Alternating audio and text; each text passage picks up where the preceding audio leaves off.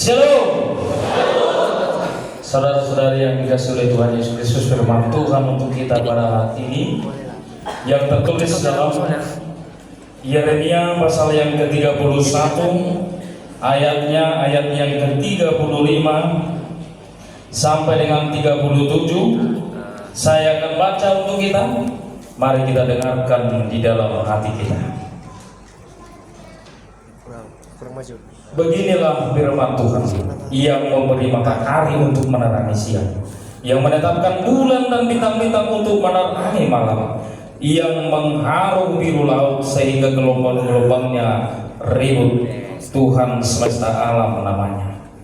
Sesungguhnya seperti ketetapan-ketetapan ini tidak akan beralih dari hadapanku, demikianlah firman Tuhan. Demikianlah keturunan Israel juga tidak akan berhenti menjadi bangsa di hadapanku untuk sepanjang waktu. Beginilah firman Tuhan. Sesungguhnya seperti langit di atas tidak terukur dan dasar-dasar bumi di bawah tidak terselidiki, demikianlah juga aku tidak akan menolak segala keturunan Israel, karena segala apa yang dilakukan mereka, demikianlah firman Tuhan. Demikian bunyi firman Tuhan. Saudara-saudari yang dikasihi oleh Tuhan Yesus Kristus, anaknya ini telah berbuat jahat. Setelah dia dilahirkan orang tuanya ke dunia ini, dia diurus, dia dijaga, dikasih makan, segala keperluannya diusahakan oleh orang tuanya. Tetapi semenjak dia beranjak dewasa, dia telah berbuat semena-mena. Dia terjatuh ke dalam dosa dengan melakukan hal-hal yang jahat. Dia terjatuh ke dunia kegelapan. Dia terjatuh kepada kenakalan,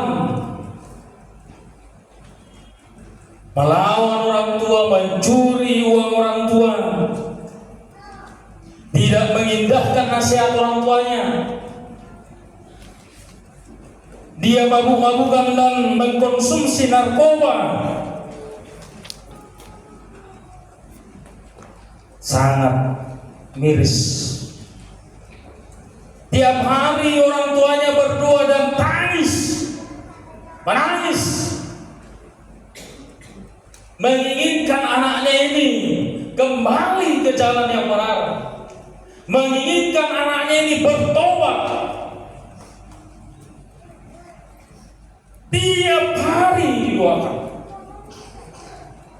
Namun apa yang terjadi?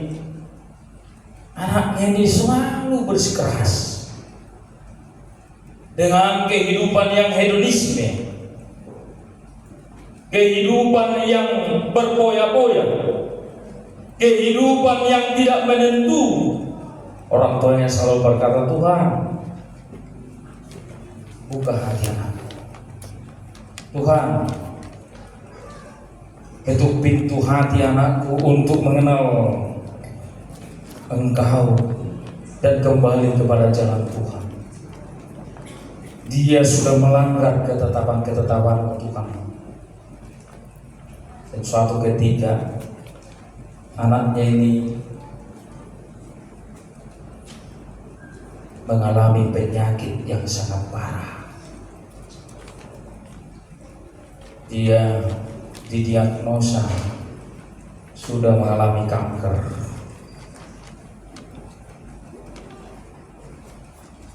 Dan ketika itu dia datang kepada orang tuanya dengan menangis.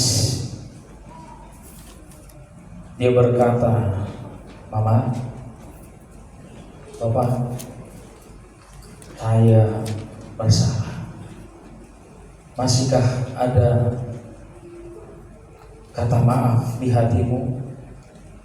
Tapi orang tuanya itu dengan menangis berkata, anakku, apapun Tuhan, aku tetap mengasihimu, anakku. Betapa besarnya pun perbuatan yang kau lakukan, tetapi kasihku tidak hilang daripadamu. Aku yang melahirkan kau, menjaga kau, dan aku yang bersusah payah supaya engkau menjadi anak yang sukses. Anaknya ini menangis dan mereka berpelukan. Dan betapa besarnya kasih seorang orang tua kepada anaknya. Dia selalu menjaga, mengasihi, dan memberikan yang terbaik kepada anaknya. Seperti itulah kasih daripada Tuhan itu, lebih daripada itu kasihnya kepada manusia, lebih daripada itu kasih setia Tuhan kepada kita semua, yang memberikan nyawanya, pengorbanan Tuhan kepada kita supaya kita mendapatkan kelepasan,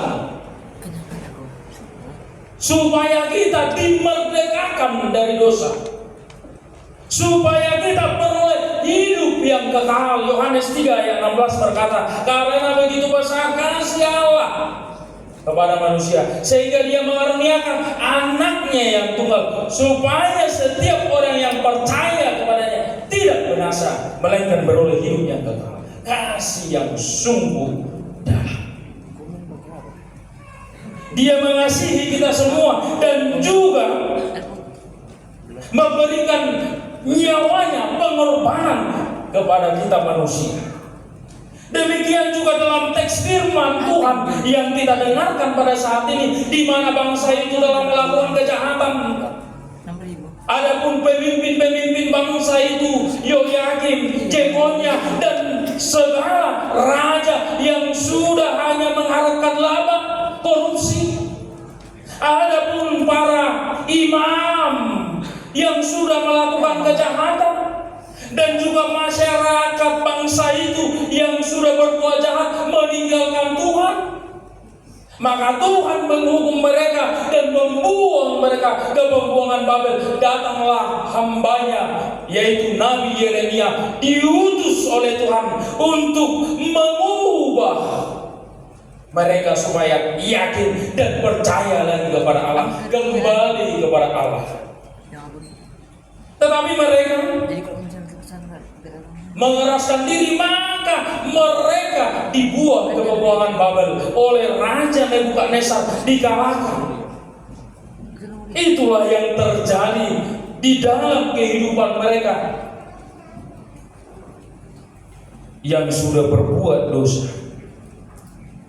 Yeremia berkata, Tuhan mengutus Yeremia, dikatakan dalam Yeremia 1 ayat 10, ketahuilah pada hari ini aku mengangkat engkau atas bangsa-bangsa dan atas kerajaan-kerajaan untuk mencabut dan merobohkan, untuk membinasakan dan meruntuhkan, untuk membangun dan menanam. Membinasakan, meruntuhkan, mencabut, artinya ada hukuman yang diberikan di tengah-tengah bangsa itu. Tetapi di balik semua itu akhirnya dikatakan kepada Yeremia, yaitu membangun, konstruktif, dan dikatakan menanam kembali kasih itu. Saudara-saudari yang dikasihi oleh Tuhan Yesus Kristus, maka diibaratkan dalam firman Tuhan ini seperti matahari menerangi siang, yang menetapkan bulan dan bintang-bintang untuk menerangi malam, yang mengharu biru laut sehingga gelombang-gelombangnya ribut. Tuhan semesta alam namanya. Ada di sini kemahakuasaan Tuhan. Tuhanlah yang maha kuasa, yang menetapkan semua itu, yang menetapkan bulan pada malam hari, yang menetapkan matahari pada siang hari. Tuhanlah yang maha kuasa. Yang artinya mau disadarkan kepada bangsa itu bahwa Tuhanlah yang berkuasa di tengah-tengah kehidupan kita. Bukan ada kuasa manusia, bukan karena kekuatan mereka, bukan karena pikiran mereka, bukan karena rasio akal mereka, tetapi karena kuasa Tuhan yang berkuasa, yang menyelamatkan, yang membebaskan mereka. Hanya kepada Tuhan sajalah mereka berserah. Karena Tuhan yang punya kuasa, Tuhan yang berkuasa atas dunia ini. Tidak ada manusia yang berkuasa. Kalau ada orang berkata, ada di sana bisa menahan hujan datang, itu tidak menahan. Siapa bisa manusia menentukan hujan datang atau tidak datang? Memangnya kita yang ngatur dunia ini? Bisa kita atur, hujan gak usah datang. Hari ini aku berkata, jangan datang. Wah, hebat kali, bisa ngatur-ngatur. Tetapi siapa yang mengatur dunia ini adalah Tuhan. Tidak ada satu orang pun yang berkata mengatur dunia ini. Itulah kemahakuasaan Tuhan. Yang kedua, saudara-saudara yang dikasihi oleh Tuhan Yesus Kristus, sesungguhnya seperti ketetapan-ketetapan ini tidak akan beralih dari hadapanku. Demikianlah firman Tuhan, demikianlah keturunan Israel juga tidak akan berhenti menjadi bangsa di hadapanku. Bahwa ketetapan-ketetapan Tuhan tetap sepanjang masa, tidak terselidiki. Tidak terselidiki, ayat 37 itu tidak terselidiki antara bumi dan langit. Dikatakan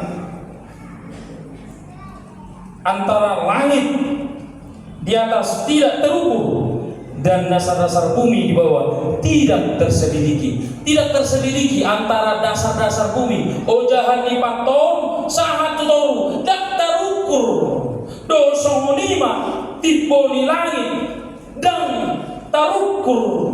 Demikian juga lah kasih Tuhan tidak pernah berhenti dalam kehidupan kita. Selalu kasih Tuhan itu tidak pernah berhenti dalam kehidupan kita. Kalau bisa terukur tingginya dan bisa diselidiki, maka kita akan dibuang. Bangsa itu akan dibuang. Tetapi tidak terukur. Demikianlah kasih daripada Tuhan itu tidak terukur dalam kehidupan kita.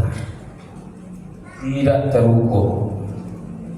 Makanya besar kasih Tuhan itu dalam kehidupan kita. Saudara-saudara yang dikasihi oleh Tuhan Yesus Kristus, Dia mengasihi kita dalam kehidupan kita. Kalau kita melihat dosa-dosa kita, tiap hari kita berdosa. Adakah saudara yang tidak berdosa hari ini? Adakah saudara yang tidak berdosa hari ini? Semua berdosa. Kalau diukur dosa kita pasti sangat banyak. Tiap hari kita berdosa. Siapa bilang tidak ada dosa tiap hari? Tiap hari kita ada dosa kita. Setiap hari kita punya dosa. Maka kalau hanya karena dosa yang menyelamatkan kita tidak, satu pun tidak ada yang selamat. Kalau dosa sebagai tiket untuk menuju surga, satu pun kita tidak akan sampai ke surga. Guru Huria ini pun tidak sampai surga. Ya kan, kalau kita kira cuman guru Huria pendeta yang masuk surga, tidak, belum tentu. Tetapi kita percaya bahwa kita yakini sebagai orang Kristen, orang yang percaya kepada Tuhan, walaupun dengan berbanyak dosa kita mohon ampun kepada Tuhan, kita dikasihi dan kita menjadi bagian daripada surga kelak. Amin. Betapa besarnya. Makanya ada lagu anak sekolah minggu. Bisa dong?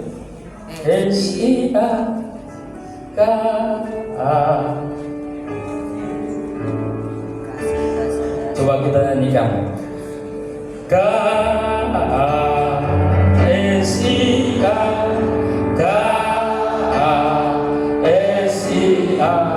Kasih, kasih, kasih, kasih. Kasih itu tidak marah-marah, sayang kepada teman seperti kasih Yesus. Kasih itu sabar, tidak murah marah. Ada kita murah marah-marah? Ada di tempat ini mudah marah-marah? Ada. Kasih itu sabar. Kita sabar. Dan itu yang kita contoh, kasih yang sabar. Bukan kasih yang berpura-pura. Karena ada kasih yang berpura-pura, pura-pura sayang tapi tidak sah.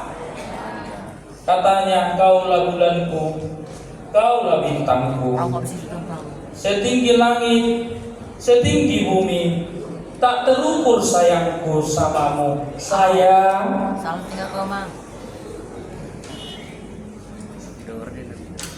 seandainya bisa gunung dipeluk, akan kupeluk sayang. Datang pun hujan, datang pun alia potir, datang pun rombur nagogo-gogo, akan kulewati sayang. Semua sayang. Tetapi di dalam hati, saya mati banyak kok.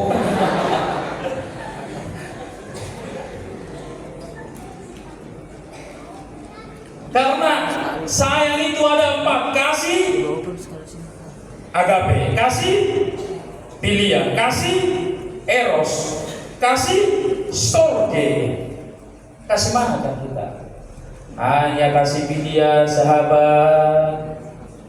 Tidak usah mengasihi orang lain, kasih udah sahabat aja. Cukup sebatas itu kan. Ada kasih eros, hanya hubungan seksual. Kasih eros, hanya kasih storge, hanya hubungan darah antara anak, mama, orang tua. Itu aja kasihnya.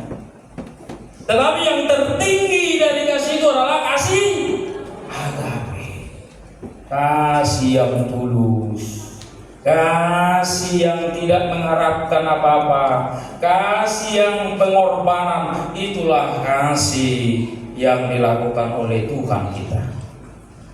Maka ketetapan-ketetapan Tuhan juga intinya adalah kasih. Tidak pertama sampai tidak keempat adalah kasih kepada Allah secara vertikal. Kasih tidak kelima sampai kita ke-10 adalah kasih kepada sesama manusia, yaitu secara horizontal. Kasih itu. Tetapi setiap manusia mengomongi kasih. Di mana-mana kasih. Apakah ada bukti nyata kasih itu dalam kehidupan kita? Kita harus bertanya. Apakah ada implikasinya kita terapkan dalam kehidupan kita? Kita harus pertanyakan itu dalam kehidupan kita. Atau hanya sebatas udahlah, aku cuma mengharapkan seperti film bawang merah dan bawang putih. Mamanya bawang merah baik kali sama bapaknya si bawang putih ini. Dipeluklah bapaknya si bawang putih ini. Tetapi hatinya jahat. Pernahkah kita menonton film bawang putih dan bawang merah?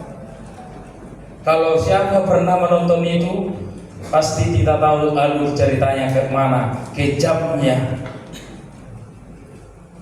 Bahwa tidak ada kasih, hanya mengharapkan sesuatu.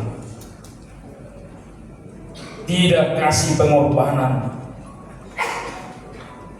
Bagaimanakah antara anak juga mengasihi orang tuanya, antara orang tua mengasihi anaknya? Bagaimanakah istri mengasihi suaminya, suami mengasihi istrinya? Coba yang suami, apakah suami mengasihi istrinya? Coba yang ada suami-suami di sini, apakah suami mengasihi istrinya? Songon nanange suara ya. Apakah istri mengasihi suaminya? Pelan kali. Apakah istri mengasihi suaminya? Apakah kita anak-anak mengasihi orang tuanya? Kalau dikatakan sama orang tua itu, waduh. Apakah yang berpasangan saling mengasihi? Kan ada yang pacaran kan? Perlu juga dipertanyakan, karena ketika saya mengadakan pastoral, misalnya menanya yang berhubungan atau ketika mengadakan perjanjian nikah, saya tanya, sayang kau sama ini, sayang, karena ketika pacaran memang orang lebih daripada melebihi sayangnya. Ketika pacaran mereka, waduh sayangnya luar biasa. Ditanya, udah makan sayang? Di mana kau sayang? Jangan capek-capek kerja ya sayang.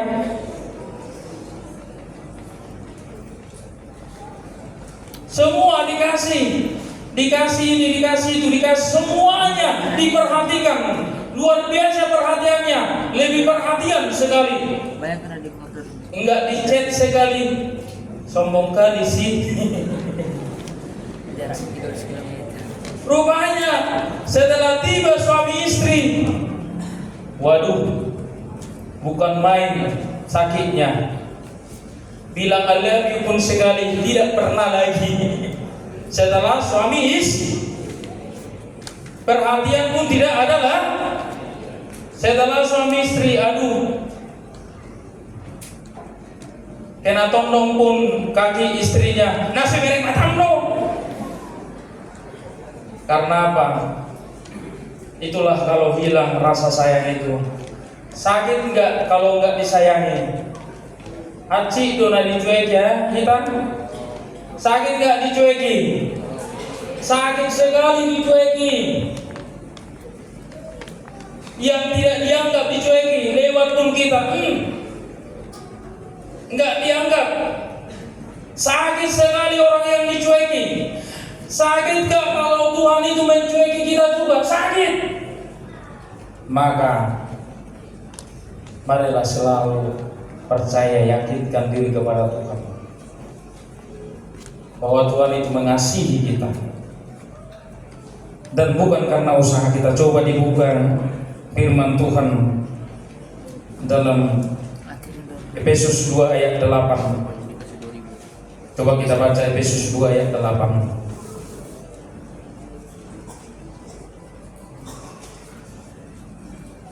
Efesus 2 ayat 8 sampai 9. Efesus 2 ayat 8 sampai 9.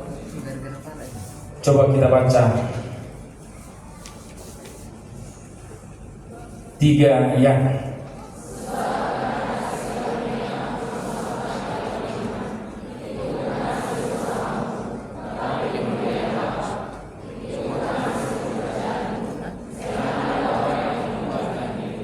Itu bukan hasil usaha kita, itu bukan hasil pekerjaan kita, itu semua kasih karunia Tuhan kepada kita. Amin.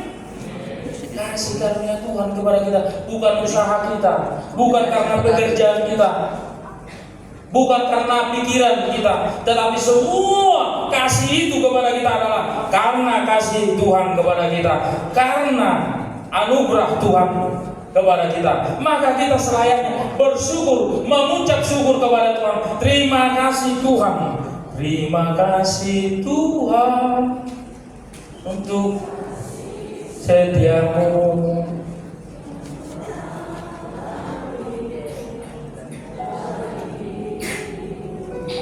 Semua dulu menyanyikan ya. Terima kasih Tuhan. Coba.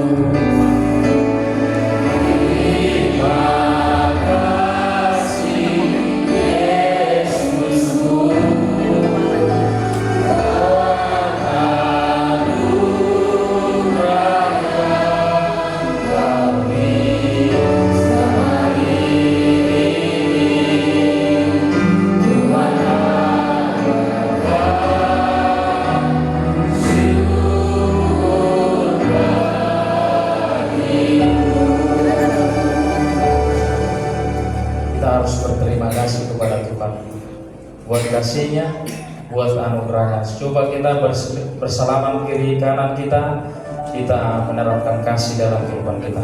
Silakan salaman kiri kanan, kita saling mengasihi di rumah pun, dimanapun kita bekerja, kita saling mengasihi. Jangan malu menyalam kiri kanannya, salamlah. Itu bentuk kasih kita. Mari kita terapkan dalam kehidupan kita saling mengasihi. Kasihilah orang tuamu, kasihilah musuhmu, kasihilah semua sesama manusia, dan kasihilah Allahmu, dan mengucap syukurlah atas anugerahnya kepada kita. Amin. Kita berdoa. Kami bersyukur Tuhan dan berterima kasih kepada Tuhan. Tuhan telah menganugerahkan nyawamu untuk menebus dosa kami. Kami memasuki minggu-minggu Paskah dan juga akan memasuki memperingati hari kematian-Mu, Tuhan.